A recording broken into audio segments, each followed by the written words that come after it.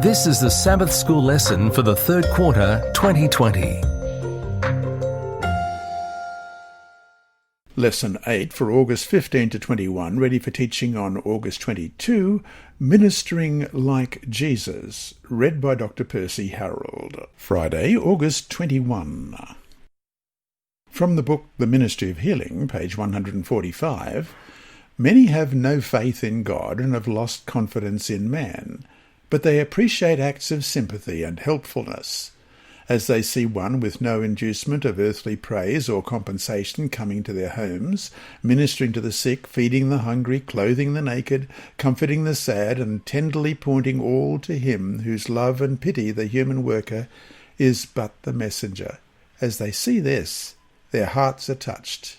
Gratitude springs up, faith is kindled, they see that God cares for them, and they are prepared to listen as his word is opened. End of quote. The unselfish ministry of Jesus opens hearts, breaks down prejudice, and creates a receptivity for the gospel. The church is the body of Christ meeting needs in love everywhere. Christ sends us out into our communities to make a difference in his name. Though we certainly need to be careful about being contaminated by the world, and that is a very real and dangerous threat to our church, we still must learn to reach the people where they are and to be used by God, who wants to take them from where they are and bring them to where they should be.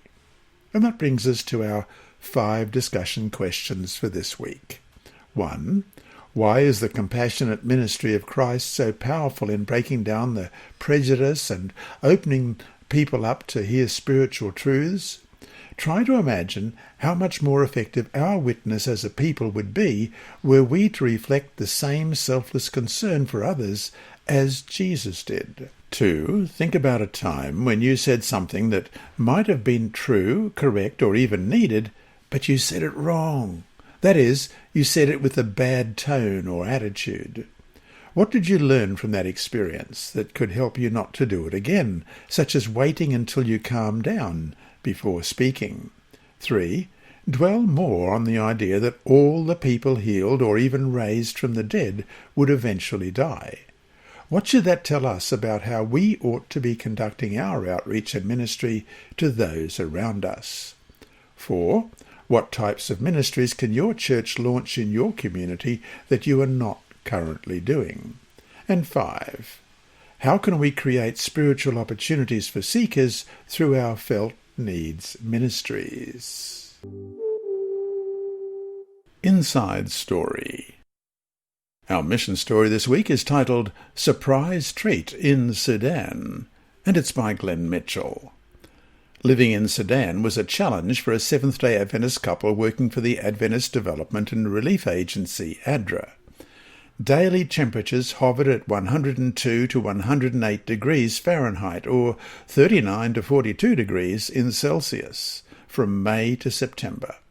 A cold drink was a treat after a day of work for my wife, Suzanne, and me. Returning home one day, I followed Suzanne into the kitchen and hopped up onto the counter to chat while she prepared a meal. As I sat on the counter swinging my feet as a boy does, Suzanne asked me what I wanted to drink. "What do you have?" I asked. Placing her hands on her hips, she informed me in a haut voice, "I have orange Fanta, root beer, or Sprite."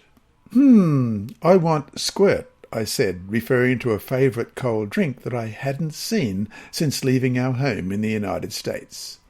"I don't have any Squirt," Suzanne said, maintaining the same haut voice. I jumped off the kitchen counter and threw myself on the floor and, in the manner of a child, began to throw a tantrum. Kicking my feet and pounding my fist, I demanded the beverage. "I want Squirt! I want Squirt!" I cried. It was to no avail.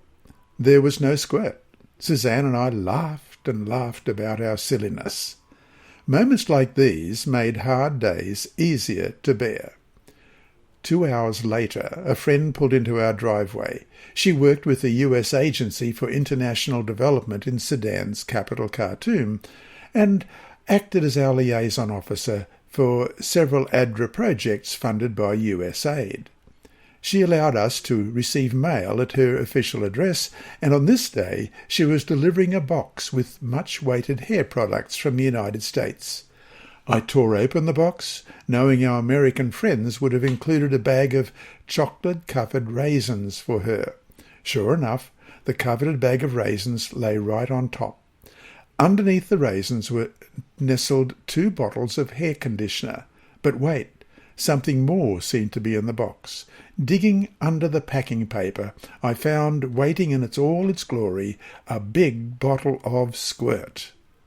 I had never requested the beverage from anyone in the United States, but on a hot day in Sudan, God provided a special treat. Weeks before I had asked Suzanne for the drink, the bottle was on its way to Khartoum. God cares even about the smallest details of our lives, and he loves, as we read in Desire of Ages, page 623, to give is to live. God promises those who seek the Lord shall not lack any good thing in Psalm 34, verse 10.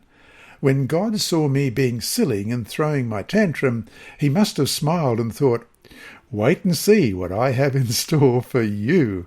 And there's a photograph of Suzanne and Glenn right there, a beautiful couple who gave part of their life in service in another country for God and to serve the people who needed help. Hi there. Thanks for watching this video on the Advent-band Ministries YouTube channel. Please subscribe and click the bell icon to be alerted whenever we upload new videos. So, until we meet him in the clouds, may God continue to bless you. This lesson was read by Dr. Percy Harrold for Christian Services for the Blind and Hearing Impaired, Christian Record Services for the Blind, the Sabbath School Department, and Hope Channel. You can also listen on the official Sabbath School 4 app and the Apple iTunes app, Sabbath School with Percy Harrold. Remember, God is always faithful.